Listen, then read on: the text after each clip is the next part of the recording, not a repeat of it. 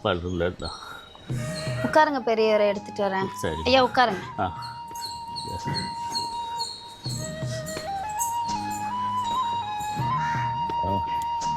இந்தாங்க ஐயா, சாப்பிடுங்க. இதை போட்டுமா? இல்லையா, நீங்க இப்படியே சாப்பிடுங்க ஐயா. இதை போட்டுமா? ஏயா கால்ல செருப்பு கூட இல்ல, இந்த வெயில்ல இப்படியே வரீங்க? அதுக்காகமா குன்றத்தூர் இருக்குல்ல, அங்கே நம்ம பக்கத்தில் இருக்கோம்.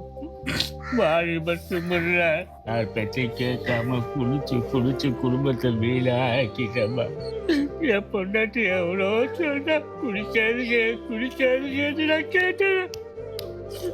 குடிச்சு என் வாழ்க்கை நாசமா போச்சுமா.